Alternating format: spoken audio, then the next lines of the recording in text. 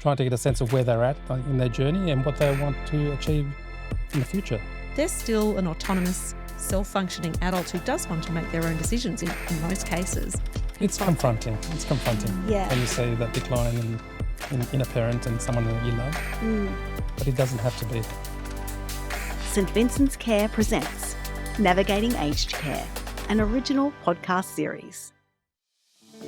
Welcome to Ep.4 of St Vincent's Care's 5-part Navigating Aged Care series. I'm your host, Nicole, and this episode is dedicated to helping our loved ones thrive in aged care. We're focusing on positive engagement and personal growth in these next chapters of their lives. We'll be joined by the true experts in the field, the residents and their families, as well as aged care staff, a geriatrician and a psychologist in this series. Joining us again are Grace and Sheridan. Welcome back. Thank you. Thank you. I'm really excited to talk about this because your flourishing story is one that really inspires me, Grace. And I know that in your transition into aged care, you kind of thought maybe it was a bit of a full stop to your life, but you've realised now that it's a bit more of like the next chapter, and there are more chapters. So I wanted to ask you about what you're interested in, how you explore the things that you're interested in when you're in aged care and how that works for you. I think you take it on a day-to-day basis. You can wake up one morning and feel a bit down. You think, well, what can I do to make me feel better? And then you take it from there. And so it's just a day-to-day basis. I think work so. it out on the day. I think so. Yeah. Yeah. And the idea of flourishing, what does that mean to you when I say that? I just think coming out of yourself and being excited to get up in the morning and looking at life a bit different. Getting up in the morning, what's the routine for you? My routine will vary, but I'm usually a stickler for getting up, getting dressed, having breakfast, and just working out what I'm going to do for the rest of the day. Yeah. Yeah. How often are you volunteering?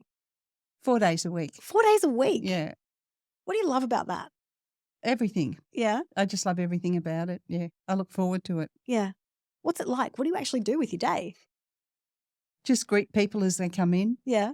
And just do whatever's got to be done. I think she's underselling herself there. Yeah. Go on then, Sheridan. You pump up your mum's tyres for us. Let us know. Well, from what I can gather, Mum sitting at reception, not only does she answer the phones in a very complicated phone system from what I've seen, she seems to do a lot of paperwork-based stuff like archiving. She seems to make a lot of things. It's like she even made my badge, I think, didn't you? Yeah. Yeah. Like all the ID badges. She seems to know all the details of all the residents and who can do what and when. Mm-hmm. It's actually, to me, I could be wrong, but from my perspective, it seems like she actually has a fairly large amount of responsibility. So I think she's minimised what she actually does there. Yeah, don't sell yourself short, Yeah. Grace. We want to know all I about don't it. mean to. It's just, I just get in and do it. Yeah. Well, yeah, that's Yeah. true too. I can sense that about you. You're a get in and do it kind of girl. Yeah. What about other residents? What does flourishing look like for them? Because they're not all doing the same thing that you're doing. I think we're encouraging them to do more activities. Yeah. Like we've got a garden section now, which is really great. Yeah. We've got bus outings. We've got, because of COVID, we couldn't do it. Of course. So now the facility has got bus outings, shopping trips and different facilities. So to try and encourage those to go on these excursions, I think is great. Yeah. What's the best one you've been on? I haven't been on any because I have a chauffeur sitting right next to me. Welcome. That takes me wherever I want to go. So no, I don't have to participate in that because You've got a personal chauffeur. I've got a personal chauffeur. I hope I you wear wear the a hat. Yeah. I think we're on the same page there. I do wear the hat, yeah. Yeah. Yeah. So I'm really Yeah. fortunate. Yeah, for sure. Yeah. But those activities, people either get involved or they don't get involved. That's right. That's and right. some of them can't get involved. That's so right. from your point of view, Grace, what does it look like for people who can't necessarily get involved? How is flourishing in aged care different for them? Well, a few of them are wheelchair bound, and where possible, the volunteers will wheel them to events. Yeah. Which is great. Yeah. Yeah. And those who can't necessarily participate because they've cognitively declined a little bit too much, is there any element of flourishing in those circumstances that you see? I'm not really involved in that section. Oh, okay. I would like to think there is. Yeah.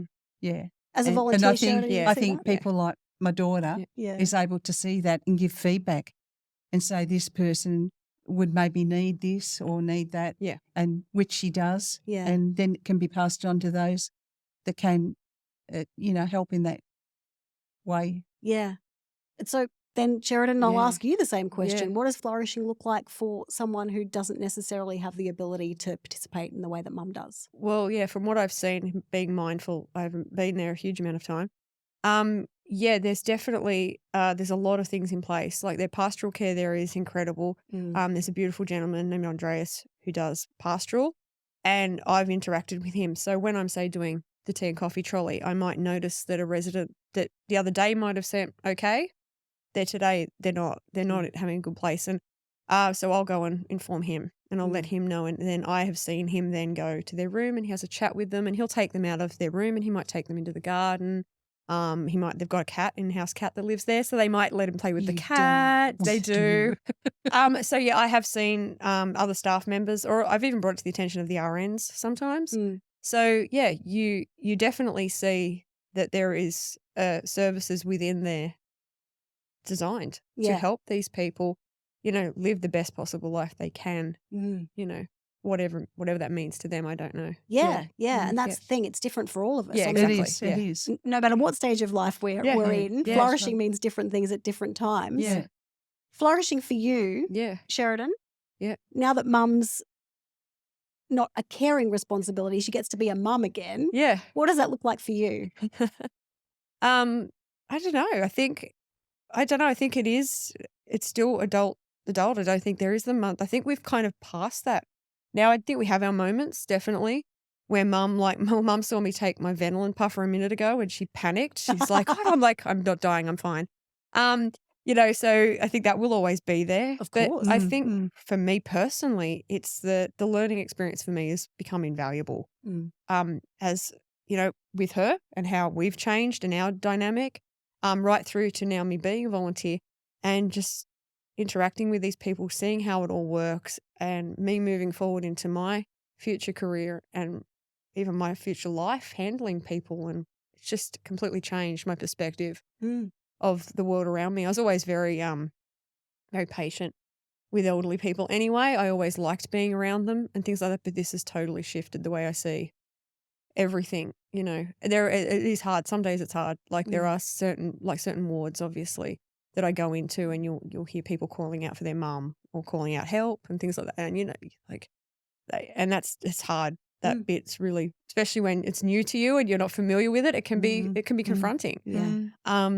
But the flip side of it is I've like I said before, I've gotten to encounter some amazing human beings and engage with them. So for me, like to use your word, flourishing, yeah, definitely, because I'm just constantly learning something new about the world, but also about myself. Yeah. And I think that's another thing about flourishing is to keep learning. Yeah. What are the things you're looking forward to learning as you keep going along there, Grace? Anything new that pops up. Yeah. Yeah. Are you loving learning about residents and their families? I love learning about anything. Yeah. Yeah. I've got this great zest to learn. And I am learning more at the front desk than I thought I would ever be able to absorb. Yeah. And I've got, a great teacher that sits next to me, Jennifer, and she's showing me some amazing things. So, yeah. Like what? What are you learning? Yeah, no, just you pick up different things, how to apply different things on the computer. Yeah. Results and different things like that. Yeah, Gotcha. I'm just, It's a learning curve. Yeah. It's a learning curve. Yeah. Yeah. Is that something you did in your previous life before you moved into aged care? I Were you did working in? bookwork Yeah. for quite a while, yeah. Yeah. Yeah. It's a bit different though, isn't it? It's a bit different, yeah. A lot more personal interaction. Yeah. I love that you're continuing to learn. And I think that possibly might have inspired you as well to go back to uni. What do you think, Sheridan? Do you think mum's been inspirational in that? Yeah, absolutely. I think it's very easy to sort of say, and I know I'm not particularly old, but it is very easy to say, I'm nearly at the end, my children are nearly all fully grown. 2 of them have already left home. And, you know, so you sort of think, okay, well, should this be the point in my life where I start looking in the other direction? And I didn't. I went the other way. I've wound up. I've gone the other way. And it's because you sort of go, well, hang on. I look at mum and I look at some of the much old. There's residents in there that are over 100 and they're still going. And you think, well, hang on a minute. Well, then if I'm 45 and these people are 100, I go, well, then what the hell am I slowing down for? Yeah. Well, I'm mentally and physically still able, then the sky's the limit. So this is something I wanted to do as a teenager. So better late than never. Yeah, absolutely. Yeah. So just, you know, my going saying is the head first, eyes closed, can't lose. I didn't come up with that, but, you know, yeah, definitely. And she's been a huge support throughout all of it. She's my dumping ground for information. Like I'll learn something and I'll be like, the best way to learn is to obviously teach someone else. And so I'd be like, ring mum or I'll go and see her. And I'd be like, oh my God, I learnt this today. And I did it the other day, didn't I? So I like, you know, tell her these things and, you know, and like she said, she's got a thirst for it now too, where she's interested and she wants me to explain stuff to her. And she'll be like, this person did this today. Why did they do that? I'd be like, I don't know. I'm only 10 weeks in. Ask me in a few years. You have to do your own psychology degree. Yeah, that's right. Yeah, that's exactly right. But yeah, it's really good because now, you know, we have these much bigger conversations than I think we ever had before. You know. What about your friends in aged care? What are they up to with themselves? What do they get to do that make them happy? They join in the activities and go and they love their bus trips. Yeah. I think you might need to join in. Maybe just bring Sheridan with you instead of making her drive. No, I hear all about it from them. And then I'm able to tell them what I did. Yeah. So what are the other things that they get up to during the day rather than leaving? What are they up to during the day? They go to bingo or they play cards. Yeah. Or they do whatever's, you know, and a lot of them unfortunately sleep a lot. Yeah. Because they're tired. Yeah. They're tired, you know. Well, you've done a lot, so I imagine that would be pretty tiring. I'm tired now. Yeah. The idea of flourishing, I think, for us feels like you've got to be active all the time. But I know in the previous episode, Grace, you were telling us about you love to read. I do. Is part of flourishing just living the values and the ideas that you had before you moved into the community? Yeah. Yeah. Yeah, I think so. Yeah. What are the other things that feel like you that you've been able to bring into your community? That's a hard one to answer. I don't know. That's okay. No, I really don't know. But you are perfectly wonderfully you, though, in your new community, aren't you? You don't have to change to be anyone different. No. Yeah. No, it's just what you see is what you get. And what we get is gorgeous. So thank you for joining us. We appreciate that. When you're thinking about advice for anyone, if you see lots of people coming in, Grace, clearly you're there every time that they come in, those 4 days that you're volunteering. What advice would you give families when they're coming in on those days to visit to help their loved one have the best day that they can have? Yeah, just try and be there for them as often as you can. Yeah. And tell them the truth. Yeah. Yeah. Tell them, you know, they're not going to just be there for 2 weeks and they're going to be picked up. Yeah. Because when that 2 weeks is up, they think they're going to go home. So you've seen that happen? Tell them the truth because you're breaking their heart. And a lot of them, they know when that 2 weeks is up. Wow.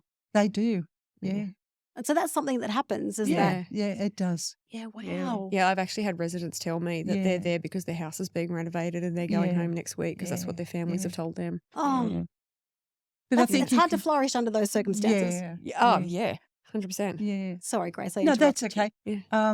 But put it into more perspective of what this new life in aged care is going to be all about. It's not a helpless situation. There's so many things you can do. There's so many great people you can turn to. And I think that's something that needs to be brought out. Yeah. Well, that it's not just the last chapter. It's the last of many chapters. Age is only a number. True. Age is only a number. Yeah. I think that's great advice. Yeah. Because the only time that we're going to feel old is when we stop learning or stop doing new things. That's right. That's right. Mm. Yeah. When do you feel most young, Grace? Virtually all the time. Yeah. Look, inside an old lady is a young girl trying to get out. Well said. I sense a naughty streak in you, Grace. Yeah. That was also a new discovery for me. Oh, really? Yeah. Dirty mind on this one, and the sense of humour that I didn't know existed for my entire life. Yeah. Well, because you don't have to be mum anymore. That's Yeah. right. I can just Adult. be me. Yeah. So this is now the real me. I'm very pleased. I like it. We're all loving it. We're Yeah, changing yeah. now. Yeah. How do we get the best out of people like that, do you think? With their families, with the staff, in the community? How do we get them to be the cheeky Graces?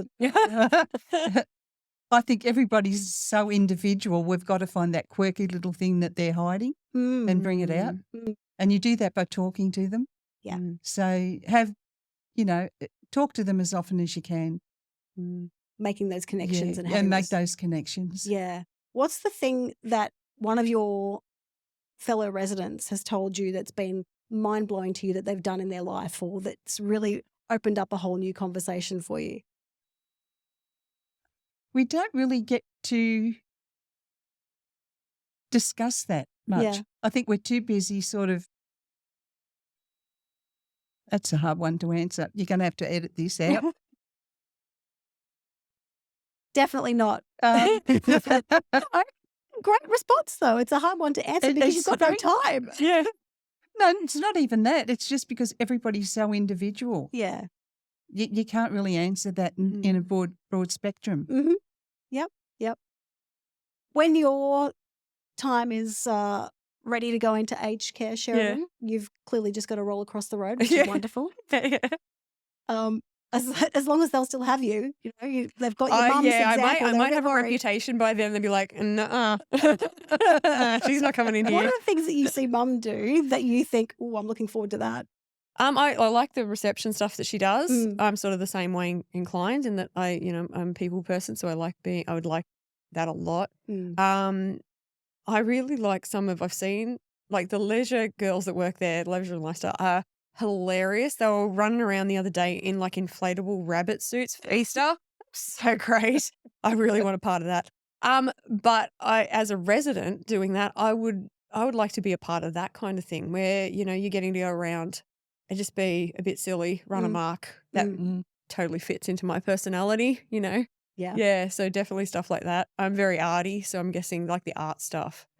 Really looking forward to that, Yeah, having the time to So do that. I'm really looking forward to being in aged care. So no, I like doing art. So, and I've seen the art stuff they've got there, and it's amazing. So yeah, and then there's so much stuff going on in there. Like there's always something fun. There's always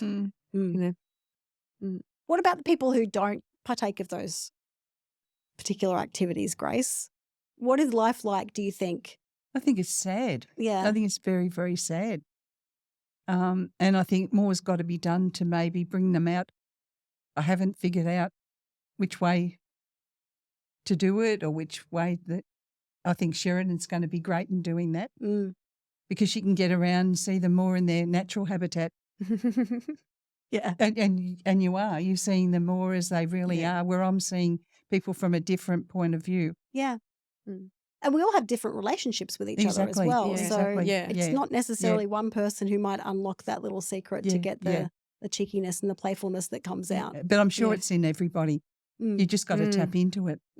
Yeah. I think that's really true. So I think that if we can find it in ourselves to have those little conversations on the side and learn a bit more about each other, that's when we'll figure out what the thing is that person's got. It's about creating a safe space for them to do that where they don't feel judged. Yeah. Because you're also looking at a generation too of people that had just a different way of seeing the world. You're talking post-war or sometimes even during the war, some of them. Yeah. So totally different way of seeing the world.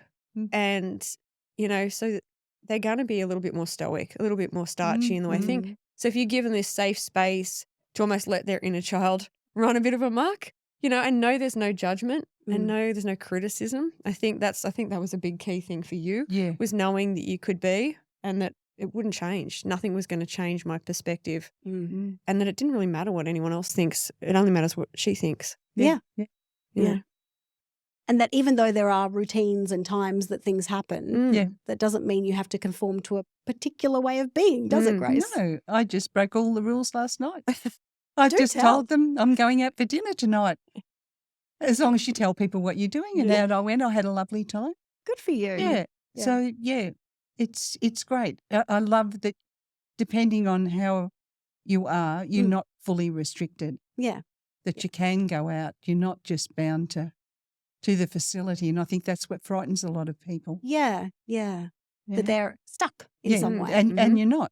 Mm. Sometimes I don't even tell her. She finds out the next day. Yeah. Guess what I did last night? So Yeah. a big raging weekend coming up there, Grace? I'd like to think so. But also I've joined activists, which is a great thing. And they can come and pick me up and take me up. I can shop. Yeah. Tell them to pick me up in 2 hours' time, which they will do, and take me great. back to the facility. Yeah. And it's a cheap and reasonable access for people in aged care. Gotcha. So that's another thing to look at. This wasn't a sponsored announcement, so they could just slip us some money on the side. Like I love that cheekiness runs in the family. It does. I had to learn it from somewhere. Yeah. So there is great things out there that people probably aren't aware of. Yeah. Yeah. How do they find out then, Grace? Do they just have to come to you at the front desk? I can tell them a lot of things, yes. Good and bad. But that's the thing, isn't it? You've got to discover these things. yeah, You've got to ask the yeah, questions. Yeah. That's what makes it more fun, I think. That's right. Yeah. Having a bit of curiosity about us. Yeah. I love that I've been able to chat to these two cheeky ones here. I've really appreciated you sharing about how you can flourish in aged care. Thank you so much for you, Sheridan. Thank you. Thank you very much, Grace. Thank you. And we've got some experts coming along. Well, different experts. You guys are experts, clearly. Different experts that are coming along to chat to us more about flourishing in aged care. We'll be back in a sec. Hey, while we're in a short break, I wanted to let you know about the video series that inspired the podcast you're listening to. Season 2 of Celebrating You. Celebrating You is a mini-series focused on aged care. I've watched the videos and they are really beautiful portrayals of what it's like for families entering into aged care. They will hit you in the heart. Season 2 of Celebrating You is available to watch for free on the St Vincent's Care website. Just Google St Vincent's Celebrating You. All right, now back to the episode. We're excited to welcome back Mark and Zoe to the podcast. Thanks both of you for joining us. We're chatting about flourishing in aged care, and that's something that you're obviously trying to encourage, Mark. I want to know about what are the things that you do at Heathcote that help aged care residents flourish? First of all, it's getting to know the individual. Mm. So trying to ascertain what they're about as a person, what's important to them, what brings joy in their lives, and then trying to connect them with opportunities within the facility that will facilitate that. I think that's a critical first step in helping residents to settle in and flourish. And what are some of the things that they tell you that you can then connect up to the things that you're doing within the facility or that you can start? That's a really good question, because I think one of the things that's really important is trying to get a sense of where they've been, what their journey has been, and what interests they have. But also I don't want to say that that's the most important, because people change, and I think it's really important. And as we were saying before, trying to get a sense of where they're at in their journey and what they want to achieve in the future, how they see themselves connecting in a new community, a new environment. Yeah. And that community is not just made up of their peers. That community is made up of all of the staff and your fabulous staff that look after everybody. And that's also including the people that cook their meals and wash their clothes. And it's a big community of people, isn't it? Absolutely. And our volunteers as well. We've got some wonderful volunteers that come in that support our residents, and even some of the schools when they send their kids.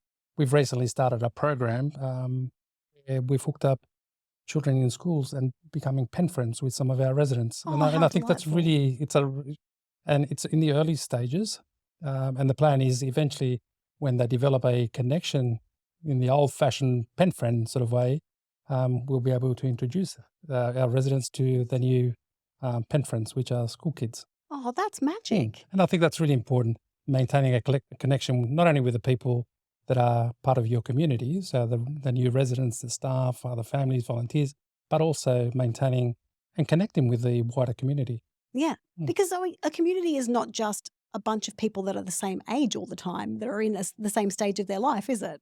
Absolutely correct. Yes, now community is usually a rich and diverse population of people who all intermingle and interact in some kind of way. There's actually some aged care facilities in other parts of the world where they very deliberately have a real spectrum of people across the lifespan all living together. And that model works very well. I think in Australia here we have a lot of aged care facilities where we've got a range of different people living within the same facility. And then we've got the staff population, management, carers, visitors, volunteers, etc. So it's nice to bring all of that mix in to the new community. Yeah, absolutely. When we talk about flourishing, we talk about thriving in aged care, that's not something that everyone is going to be able to do, is it? It can be challenging, I guess, in any kind of circumstance. I think flourishing or thriving is essentially living a valued life. So it's living a life that is rich, full, and meaningful for the person that's living it. And that's different, obviously, for every individual. And people can struggle with flourishing or thriving in any kind of circumstance. But certainly, I guess, in circumstances that are challenging or throw them out of their comfort zone. What are some of the behaviours that you see, Mark, when people are thrown out of their comfort zone? I believe that would be some of the behaviours, withdrawing, becoming hypercritical, perhaps, of some of the environment around them that they can't control. I guess not engaging with people. So, and ultimately, it's a really negative experience for the person and the people that are around them. Mm-hmm. I think what Mark is kind of touching on a bit there too is sometimes when people get a bit stuck. Yeah. They get a bit kind of stuck on a particular challenge that they can't move past, or stuck in a particular way of responding to things that they can't flexibly change and adapt to, and that can often perpetuate the struggle. And what do we do for our families when that kind of thing happens, Zoe? Yeah, I think the first thing is to really try and identify what it is they're stuck on and why, and what are they trying to achieve? What is it that they're trying to get, I guess, from that particular activity? And that often speaks to their underlying values. If we can identify that and then find another channel, another way to kind of meet that need, that's usually the most effective way of responding. Yeah.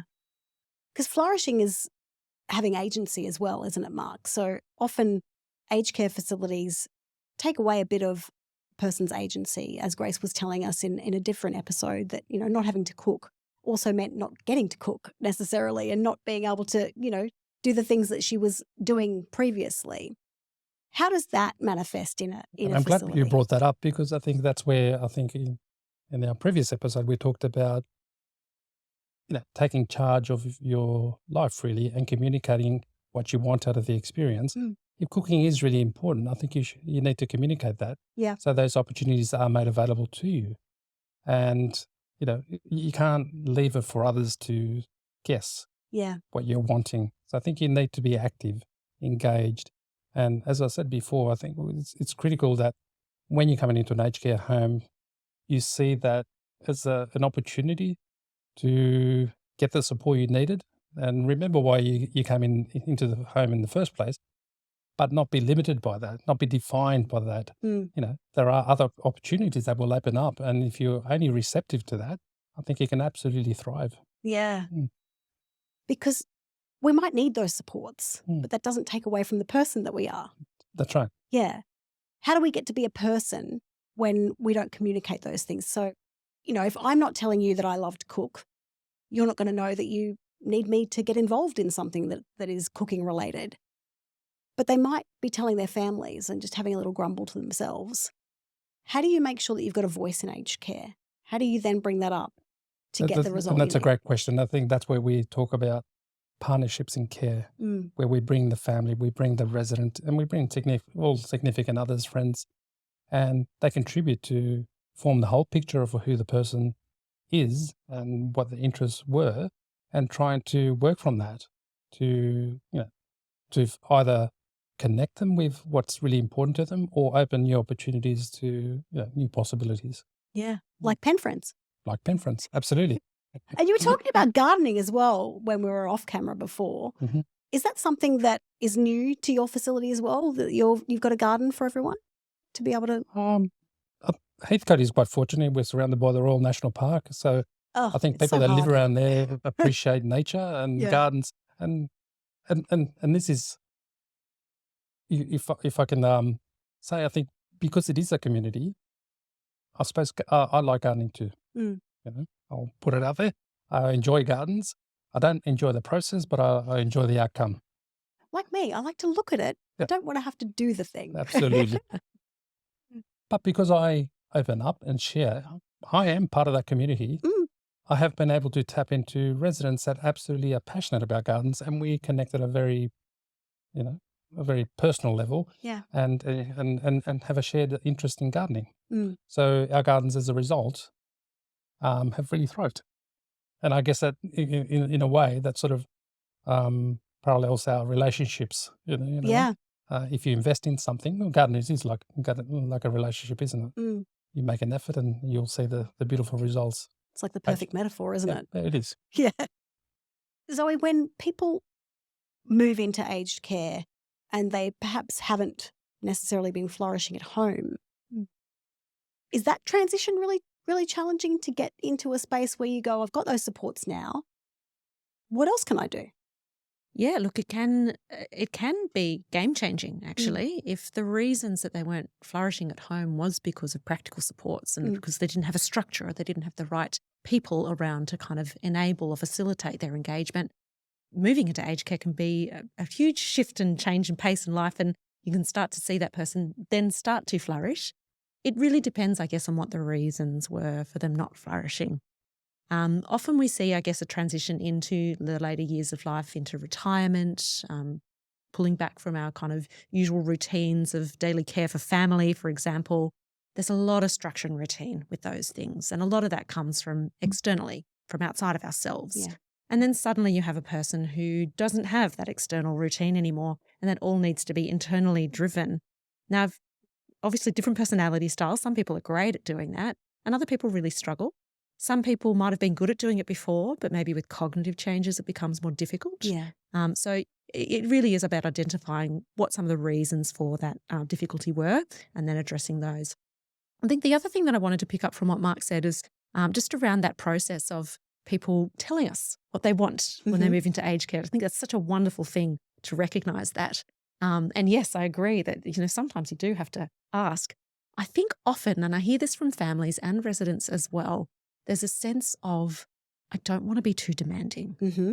I don't want to be seen as that person. But actually, what I really encourage people to do is see it as you're helping the staff to help you. They don't know what to do unless they know you, and you can tell them. Yeah, because I think that you're absolutely right there, that not wanting to rock the boat, it's partly possibly generational. But then, of course, as the children or the adult children are concerned, if I've rocked the boat, then maybe they won't be as kind to mum. If, there's that niggling concern about those kind of things.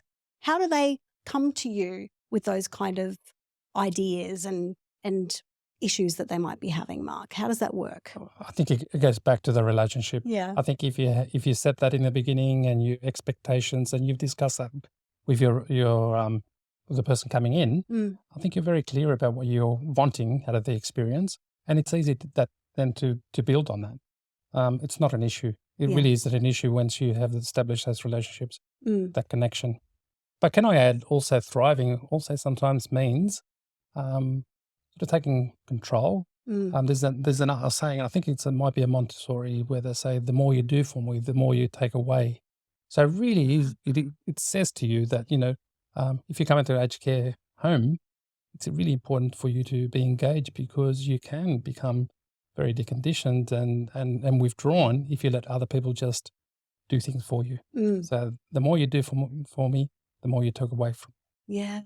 Does that ring true, Zoe? Yeah, absolutely. We know that autonomy is a foundation, I guess, of our sense of self-esteem. So if you can do things for yourself, it feels good to do that. And sometimes when other people take those things away from you, it feels bad. So yes, I'd encourage autonomy, choice, a sense of agency in making decisions about the kind of care that you want. I think the other thing is that obviously families and residents probably have to have a degree of realism about what they expect from their aged care provider as well. So to Mark's point, it is far more effective for the person. It's better for them to do as much as they can themselves. But it's also not helpful for them to expect their care providers to kind of do everything for them or to make all those choices about, what activities you're going to do today, for example. Yeah. And can I add on that, Zoe? You and I talked about it earlier. For families, also for the relative to thrive, it's also accepting that some of the decisions I make about themselves may include risks that you may not feel comfortable. But there's a lot of things that I do that others may consider risky, and that's scuba diving is one of those things. But it brings a lot of joy. Yeah. It brings an incredible amount of joy, and we just have to accept that as an adult. If you've come in with falls, but you like to go for a walk, you may fall. What the home will do is try to mitigate against injury, harm, mitigate against, reduce harm. Yeah. But we can't, cotton wool a person. We have to accept that, in living there is some level of risk, and the person will thrive if they are allowed to be autonomous and exercise agency and take risks where they feel is beneficial for them. Yeah. There is that balance, isn't there, Zoe, between taking absolutely. those risks and living a full and wholesome life. Absolutely. We all make those decisions every day. Yeah. When we hop in our car, when we walk down the pavement, we're all taking risks. Mm. And that continues, obviously, into late life. I think where it becomes challenging is, and it's often adult children looking after their parents who perceive that their parent is in more risk than they ever have been before, and therefore kind of feel responsible, like they have to kind of step in and stop them from being in any kind of danger. And again, I think to Mark's point, just really appreciating, respecting that if that person has the capacity to appreciate that risk and they're making the decision to do it anyway, it is their choice. Yeah. Even if they don't align with yours. Yeah. It's really, really important. I think it's really important that agency is critical. Yeah. Mm. Because that relationship flip is quite a challenging one, isn't it, Zoe? That you've been a child to a parent and now almost you're behaving like a parent to Absolutely. your own parent. You can feel that way a little bit, I guess, for that adult child. It's funny, even the terminology is awkward, isn't it? What do we call ourselves? What do we say? Because, and I guess it's, when you reflect on it, we've had our childhood. We've now moved into a stage of life where we are used to caring for others. Often we've got our own kids or our own kind of families or work responsibilities. And so it's kind of quite natural for us to morph into that, well, I'm just going to take care of everyone kind of mentality. Your parent has also gone through that and they're still there. Yeah. It's not like they've suddenly switched into child mode. They're still an autonomous, self-functioning adult who does want to make their own decisions in most cases. So it's a delicate kind of balance then that has to be struck between, okay, well, who has responsibility here? Who gets to make the decision? And typically, if the older person has capacity still and they're aware of what the situation is and what the risks are, they would have the decision-making responsibility. Yeah. But that's hard to let go of that control, isn't it? If the adult child's been caring for that parent for a while without the aged care supports, it's hard for them to let go, isn't it? It is. And it's someone you love. So Yeah. you're not doing it out of malice or disempower. You're just doing it out of the best that you possibly can. So there's no ill intention. Is that you just want to protect the ones you love. Yeah. And sometimes we overstep those boundaries and disempower people. And it does. It comes from a place of love and it comes from a place of fear, typically, that they really just don't want anything bad to happen. Yeah. Which is beautiful, but also takes away their agency and actually makes it more difficult for them to integrate and flourish. What about those, Zoe? We know that a lot of people don't get visitors in aged care and that perhaps the adult child or children are not able to come and visit. Part of flourishing is having those great relationships. How do they maintain those from a great distance, or perhaps if there is not a physical distance, but an emotional one? Yeah, I mean, so there's lots of reasons that people might not get frequent visits in aged care, and it might be something as simple as they've never had their own family. They've been living on their own for quite some time. Or it might be that their family live interstate, internationally, or just very busy with their own lives. Lots of different things can go on. There's a lot, obviously, technology is our friend here, and as much as possible, where we have facilities that can really enable and facilitate the connection via video calls, telephone calls, emails, etc.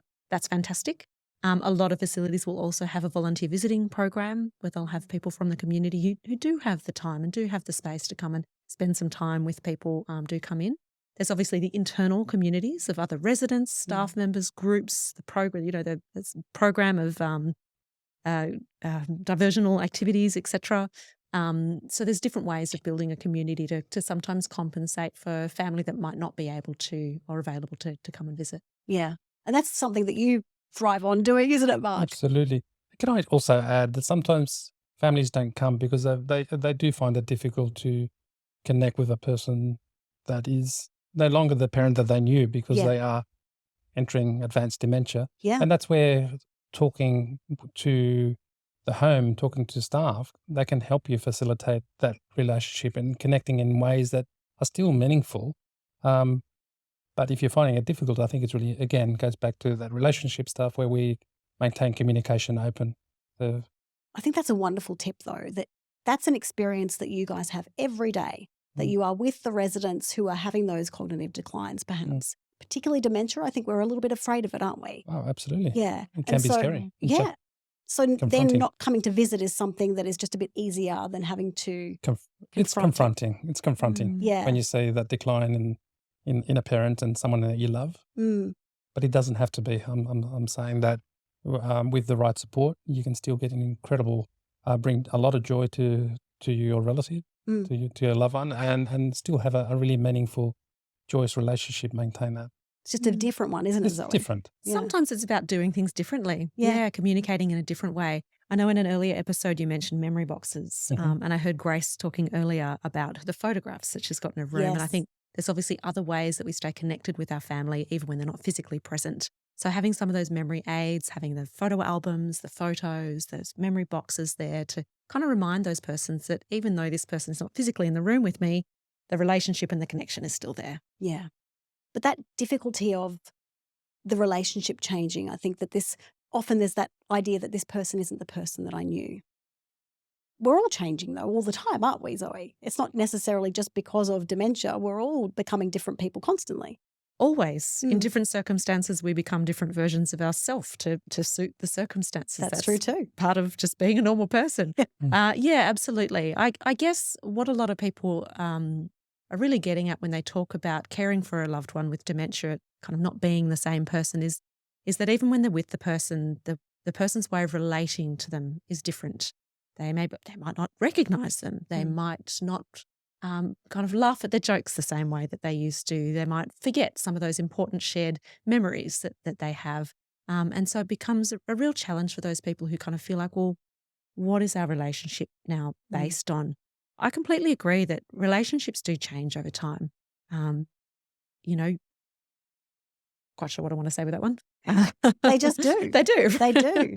And Mark, facilitating that for you, what kind of great interactions have you seen between residents who maybe are struggling with flourishing and they're finally coming out of their shells? I'm thinking of a lady that, for example, I think we may have met earlier episode, Carol, where, her passion for gardening, and I think I alluded to that, I like gardening, but it's the flourishing only came when we make things happen and the person gets to feel like they can still exercise choice and engage in activities that are meaningful to them. It's a vested interest here, but, we get great gardens out of it as well. I love that there's a perk on top of actually having great flourishing experiences in aged care. I want to thank you both so much for chatting to me about flourishing in aged care. It's been wonderful talking to you both. This episode, we've focused on fostering environments where, if they're able, our loved ones can truly flourish as part of their aged care community. We've learned that aged care is a journey, not just a destination. Thank you to Grace and Sheridan, Mark and Zoe for joining us again. And thank you for tuning in. If you enjoyed today's episode, be sure to hit the follow button and share it with your friends and family. Don't forget to visit our website, www.svcs.org.au, to watch the videos from our latest campaign, which inspired this podcast. You can also stay connected with us on Facebook, Instagram, or LinkedIn by searching St Vincent's Care. And if you've enjoyed this podcast, leaving a rating or review would really mean the world to us. It really helps other people find this content. In our next episode, we'll be talking about the sensitive but essential topic of death and how we can navigate the final stages of our loved ones' lives with compassion and dignity. We look forward to talking with you then. Bye for now.